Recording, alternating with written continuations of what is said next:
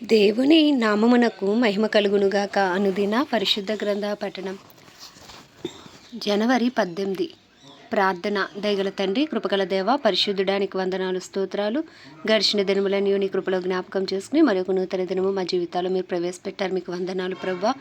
ఈ దినం వాక్యం ద్వారా మాతో మాట్లాడండి, మమ్మల్ని బలపరచండి.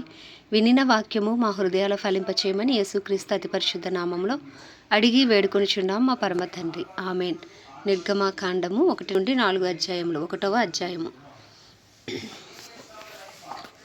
ఐగుప్తులోనికి యాకోబుతో వచ్చిన ఇశ్రాయేలీల పేరులు ఏవనగా రూబేను, షిమ్యోను, లేవి, యూదా, ఇస్సాకారు, జెబూలూను, బెన్యామీను, దాను, నఫ్తాలి, గాదు, ఆషేరు. వీరిలో ప్రతివాడును తన తన కుటుంబముతో వచ్చెను. యాకోబు గర్భమున పుట్టిన వారందరూ 70 మంది. అప్పటికి యోసేపు ఐగుప్తులో ఉండెను. యోసేపును అతని అన్నదమ్ములందరూ ఆ తరము వారందరూ చనిపోయిరి. ఇశ్రాయేలీలు బహు సంతానము గలవారి అభివృద్ధి పొంది విస్తరించి అత్యధికముగా ప్రబలిరి. వారున్న ప్రదేశము వారితో నిండి ఉండెను. అప్పుడు యోసేపును ఎరుగని క్రొత్త రాజు ఐగుప్తును ఏలనారంభించెను. అతడు తన జనులతో ఇట్లనెను: ఇదిగో, ఇశ్రాయేలు సంతతి అయిన ఈ జనము మనకంటే విస్తారముగాను బలిష్టముగాను ఉన్నది. వారు విస్తరింపకుండునట్లు మనము వారి ఎడల యుక్తిగా జరిగించదుము రండని.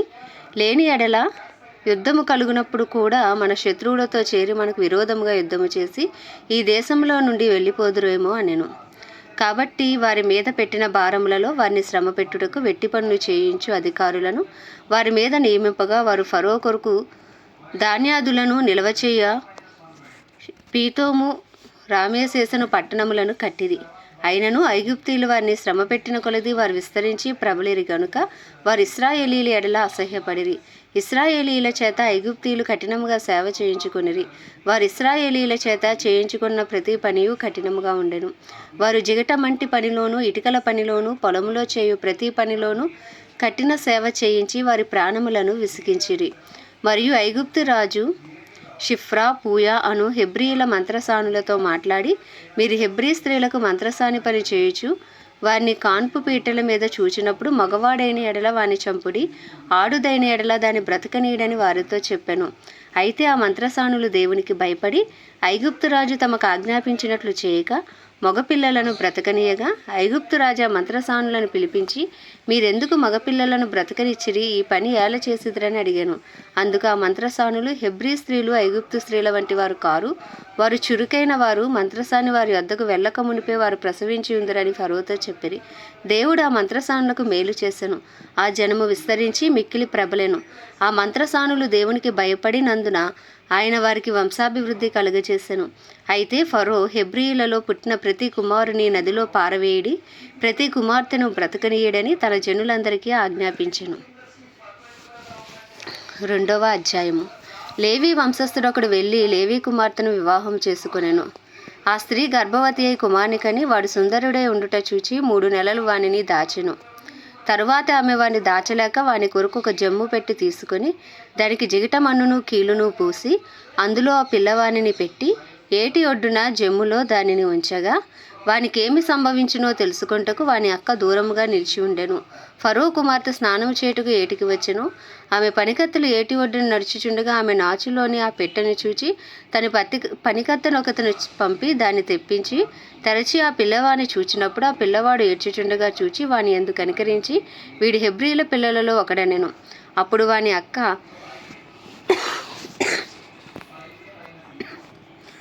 ఫరో కుమార్తెతో, నీ కొరకు ఈ పిల్లవాని పెంచుటకు నేను వెళ్ళి హెబ్రీ స్త్రీలలో ఒక దాదీని పిలుచుకుని వత్తునా అనెను.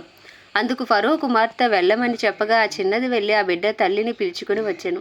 ఫరో కుమార్తె ఆమెతో, ఈ బిడ్డను తీసుకుని పోయి నా కొరకు వానికి పాలిచ్చి పెంచుము, నేను నీకు జీతం ఇచ్చేదనని చెప్పగా ఆ స్త్రీ ఆ బిడ్డను తీసుకుని పోయి పాలిచ్చి పెంచెను.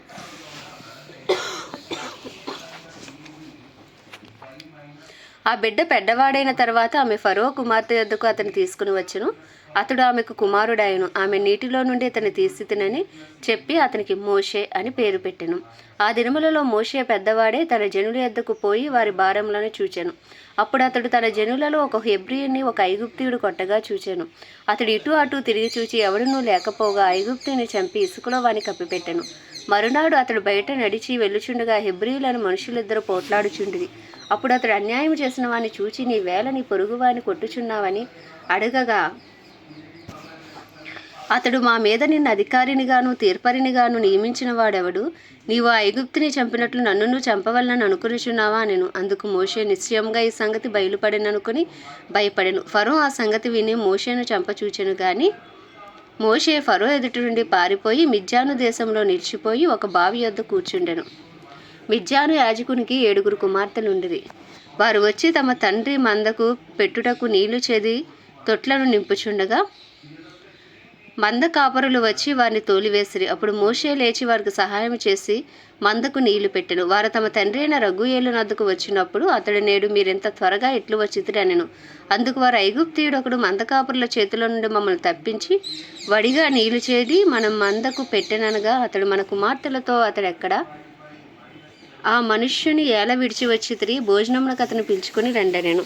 మోషే ఆ మనుష్యునితో నివసించుటకు సమ్మతించెను. అతడు తన కుమార్తె అయిన సిప్పోరాను మోషేకిచ్చెను.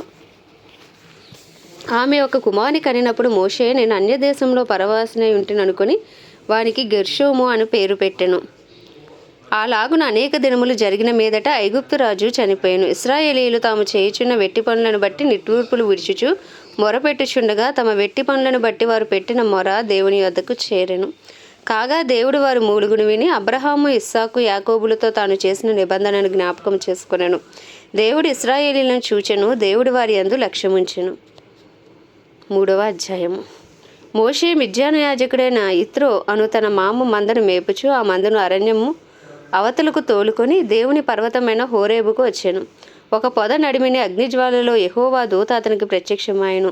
అతడు చూచినప్పుడు అగ్ని వలన ఆ పొద మండుచుండెను, గాని పొద కాలిపోలేదు. అప్పుడు మోషే, ఆ పొద ఏల కాలిపోలేదో నేను ఆ తట్టు వెళ్ళి గొప్ప వింత చూచెదననుకొనెను. దానిని చూచుటకు అతడు ఆ తట్టు వచ్చుట యెహోవా చూచెను. దేవుడు ఆ పొద నడుము నుండి, మోషే, మోషే అని అతనిని పిలిచెను. అందుకు అతడు, చిత్తము ప్రభువా అనెను. అందుకైనా, దగ్గరకు రావద్దు, నీ పాదముల నుండి నీ చెప్పులు విడువము, నీవు నిలిచియున్న స్థలము పరిశుద్ధ ప్రదేశము అనెను. మరియు ఆయన, నేను నీ తండ్రి దేవుడను, అబ్రహాము దేవుడను, ఇస్సాకు దేవుడను, యాకోబు దేవుడను అని చెప్పగా మోషే తన ముఖమును కప్పుకొని దేవుని వైపు చూడవెరచెను. అప్పుడు మరియు యెహోవా ఇట్లనెను, నేను ఐగుప్తులోనున్న నా ప్రజల బాధను నిశ్చయముగా చూచితిని. పనులలో తమ్మును కష్టపెట్టు వారిని బట్టి వారు పెట్టిన మొరను వింటిని. వారి దుఃఖములు నాకు తెలిసే ఉన్నవి. కాబట్టి ఐగుప్తీయుల చేతిలో నుండి వారిని విడిపించుటకును ఆ దేశంలో నుండి విశాలమైన మంచి దేశమునకు అనగా కనానీయులకు, హిత్తీయులకు, అమోరీయులకు, పెరిజీలకు, హివ్వీయులకు, ఎబూసీయులకు నివాస స్థానమే పాలు తేనెలు ప్రవహించు దేశమునకు వారిని నడిపించుటకును దిగివచ్చి ఉన్నాను. ఇశ్రాయేలీల మొర నిజముగా నా యొద్దకు చేరినది. ఐగుప్తీయులు వారిని పెట్టుచున్న హింస చూచితిని. కాగా రమ్ము, నిన్ను ఫరో యొద్దకు పంపెదను. ఇశ్రాయేలీయులైన నా ప్రజలను నీవు ఐగుప్తులో నుండి తోడుకుని పోవాలని అనెను. అందుకు మోషే, నేను ఫరో యొద్దకు వెళ్ళుటకును ఇశ్రాయేలీయులను ఐగుప్తులో నుండి తోడుకుని పోవుటకును ఎంతటి వాడనని దేవునితో అనగా, ఆయన, నిశ్చయంగా నేను నీకు తోడైయుందును, నేను నిన్ను పంపితుననుటకు ఇది నీకు సూచన. నీవు ఆ ప్రజలను ఐగుప్తులో నుండి తోడుకుని వచ్చిన తర్వాత వీరి పర్వతం మీద దేవుణ్ణి సేవించెదరనెను. మోషే, చిత్తగించుము, నేను ఇశ్రాయేలీయుల వద్దకు వెళ్ళి వారిని చూచి, మీ పితరుల దేవుడు మీ వద్దకు నన్ను పంపెనని వారితో చెప్పగా వారు ఆయన పేరేమని అడిగిన ఎడల వారితో నేనేమి చెప్పవలనని దేవుని అడిగాను. అందుకు దేవుడు, నేను ఉన్నవాడను, అనువాడనై ఉన్నానని మోషేతో చెప్పాను. మరియు ఆయన, ఉండు అనువాడు మీ వద్దకు నన్ను పంపెనని నువ్వు ఇశ్రాయేలీయులతో చెప్పవలెననెను. మరియు దేవుడు మోషేతో ఇట్లనెను, మీ పితరుల దేవుడైన యెహోవా అనగా అబ్రహాము దేవుడు, ఇస్సాకు దేవుడు, యాకోబు దేవుడనైన యెహోవా మీ వద్దకు నన్ను పంపినని ఇశ్రాయేలీయులతో చెప్పవలెను. నిరంతరము నా నామం ఇదే, తరతరములకు ఇది నా జ్ఞాపకార్థక నామము. నీవు వెళ్ళి ఇశ్రాయేలీయుల పెద్దలను పోగు చేసి, మీ పితరుల దేవుడైన యెహోవా అనగా అబ్రహాము, ఇస్సాకు, యాకోబుల దేవుడు నాకు ప్రత్యక్షమై ఇట్లనెను, నేను మిమ్మును ఐగుప్తులో మీకు సంభవించిన దానిని నిశ్చయముగా చూచితిని.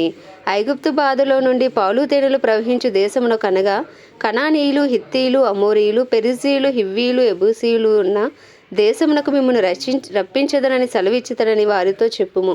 వారు నీ మాట విందురు గనుక నీవును ఇశ్రాయేలీయుల పెద్దలను ఐగుప్తు రాజు వద్దకు వెళ్ళి అతని చూచి, హెబ్రీయుల దేవుడైన యెహోవా మాకు ప్రత్యక్షమాయను గనక మేము అరణ్యమునకు 3 దినముల ప్రయాణమంత దూరము పోయి మా దేవుడైన యెహోవాకు బలిని సమర్పించుదము సెలవిమ్మని అతనితో చెప్పవలెను. ఐగుప్తు రాజు మహాబలంతో మీ మీదకు వచ్చి మిమ్మల్ని పోనీయుడని నేను ఎరుగుదును. కానీ నేను నా చెయ్యి చాపి ఐగుప్తు మధ్యమున నేను చేయుదలిచి ఉన్న నా అద్భుతములన్నిటినీ చూపి దాని పాడు చేసేదను. అటు తర్వాత అతడు మిమ్మును పంపివేయును. జనుల ఎడల ఐగుప్తీయులకు కటాక్షము కలగజేసేదను. గనుక మీరు వెళ్ళినప్పుడు ఒట్టి చేతులతో వెళ్ళరు. ప్రతి స్త్రీయు తన పొరుగుదానిని, తన ఇంట నుండి దానిని, వెండి నగలను, బంగారు నగలను, వస్త్రములను ఇమ్మని అడిగి తీసుకుని మీరు వాటిని మీ కుమారులకును కుమార్తెలకును ధరింపచేసి ఐగుప్తులను దోచుకొందురనెను. 4వ అధ్యాయం. అందుకు మోషే, చిత్తగించుము, వారు నన్ను నమ్మరు, నా మాట వినరు, యెహోవా నీకు ప్రత్యక్షము కాలేదందురు అని ఉత్తరమియ్యగా, యెహోవా నీ చేతిలోనిదేమి అని అతనిని అడిగాను. అందుకు అతడు కర్ర అనెను. అప్పుడు ఆయన నేలను దాని పడవేయమనెను. అతడు దాని నేలను పడవేయగానే అది పామాయెను. మోషే దాని నుండి పారిపోయాను. అప్పుడు యెహోవా నీ చెయ్యి చాపి దాని తోక పట్టుకొనమా అనగా, అతడు తన చెయ్యి చాపి దాన్ని పట్టుకొనగానే అది అతని చేతిలో కర్ర ఆయెను. ఆయన దాని చేత వారు తమ పితరుల దేవుడైన యెహోవా అనగా అబ్రహాము దేవుడు, ఇస్సాకు దేవుడు, యాకోబు దేవుడు నీకు ప్రత్యక్షమాయనని నమ్ముదురు అనెను. మరియు యెహోవా నీ చెయ్యి నీ రొమ్మున ఉంచుకొనుమనగా, అతడు తన చెయ్యి రొమ్మున ఉంచుకుని దాని వెలుపలికి తీసినప్పుడు ఆ చెయ్యి కుష్ఠము గలదై హిమము వలె తెల్లగా ఆయను. తర్వాత ఆయన నీ చెయ్యి మరలా నీ రొమ్మున ఉంచుకొనుమనగా, అతడు తన చెయ్యి మరలా తన రొమ్మున ఉంచుకొని తన రొమ్ము నుండి వెలుపలికి తీసినప్పుడు అది అతనికి మిగిలిన శరీరం వలె ఆయను. మరియు ఆయన వారు నిన్ను నమ్మక మొదటి సూచనను బట్టి వినకపోయిన ఎడల రెండవ దాన్ని బట్టి విందురు. వారు ఈ 2 సూచనలను బట్టి నమ్మక నీ మాట వినకపోయిన ఎడల నీవు కొంచెం ఏటి నీళ్లు తీసి ఎండిన నేల మీద పోయవలెను. అప్పుడు నీవు ఏటిలో నుండి తీసిన నీళ్లు పొడి నేల మీద రక్తమగునెను. అప్పుడు మోషే, ప్రభువా, ఇంతకు మునుపైనను నీవు నీ దాసునితో మాట్లాడినప్పటి నుండి అయినను నేను మాట నేర్పరిని కాను. నేను నోటి మాంద్యము నాలుక మాంద్యము గలవాడినని యెహోవాతో చెప్పగా, యెహోవా, మానవునకు నోరిచ్చినవాడు ఎవడు? మోగవానినే గాని, చెవిటివానినే గాని, దృష్టిగలవానినే గాని, గ్రుడ్డివానినే గాని పుట్టించినవాడెవడు? యెహోవానైన నేనే కదా. కాబట్టి వెళ్ళుము, నేను నీ నోటికి తోడైయుండి నీవు ఏమి పలకవలసినది నీకు బోధించదనని అతనితో చెప్పాను. అందుకతడు, అయ్యో ప్రభువా, నీవు పంప తలంచిన వానినే పంపమనగా, ఆయన మోషే మీద కోపపడి, లేవీయుడగు నీ అన్నయ్యైన అహరోను లేడా? అతడు బాగుగా మాట్లాడగలనని నేను ఎరుగుదును. ఇదిగో అతడు నిన్ను ఎదుర్కొని వచ్చుచున్నాడు. అతడు నిన్ను చూచి తన హృదయమందు సంతోషించును. నీవు అతనితో మాట్లాడి అతని నోటికి మాటలు అందించవలెను. నేను నీ నోటికి అతని నోటికి తోడే ఉండి మీరు చేయవలసిన దానిని మీకు బోధించెదను. అతడే నీకు బదులు జనులతో మాట్లాడును. అతడే నీకు నోరుగా ఉండును. నీవు అతనికి దేవుడువుగా ఉందువు. ఈ కర్రను చేతపట్టుకొని దానితో ఆ సూచక్రియలు చేయవలనని చెప్పాను. అటు తర్వాత మోషే బయలుదేరి తన మామయ్యని ఇత్రో యొద్దకు తిరిగి వెళ్ళి సెలవైన ఎడలైన ఐగుప్తులోనున్న నా బంధువుల యొద్దకు మరలా పోయి వారింకా సజీవులై ఉన్నారేమో చూచెదనని అతనితో చెప్పగా, ఇత్రో క్షేమంగా వెళ్ళుమని మోషేతో అనెను. అంతటి యెహోవా, నీ ప్రాణమును వెదకిన మనుషులందరూ చనిపోయారు గనుక ఐగుప్తునకు తిరిగి వెళ్ళుమని మిద్యానులో మోషేతో చెప్పగా, మోషే తన భార్యను తన కుమారులను తీసుకుని గాడిద మీద ఎక్కించుకొని ఐగుప్తుకు తిరిగి వెళ్ళెను. మోషే దేవుని కర్రను తన చేత పట్టుకుని పోయాను. అప్పుడు యెహోవా మోషేతో ఇట్లనెను, నీవు ఐగుప్తునందు తిరిగి చేరిన తర్వాత చేయుటకు నేను నీకు ఇచ్చిన మహత్కార్యములన్నీ ఫరో ఎదుట చేయవలెను సుమి. అయితే నేను అతని హృదయమును కఠినపరచెదను, అతడు ఈ జనులను పోనీయడు. అప్పుడు నీవు ఫరోతో, ఇశ్రాయేలు నా కుమారుడు, నా జ్యేష్ఠపుత్రుడు, నన్ను సేవించినట్లు నా కుమారుని పోనిమ్మని నీకు ఆజ్ఞాపించుచున్నాను. వాని పంప నొల్లని ఎడల ఇదిగో నేను నీ కుమారుని నీ జ్యేష్ఠపుత్రుని చంపెదనని యెహోవా సెలవిచ్చుచున్నాడని అతనితో చెప్పమనెను. అతడు పోవు మార్గమున సత్రములో యెహోవా అతన్ని ఎదుర్కొని అతన్ని చంప చూడగా,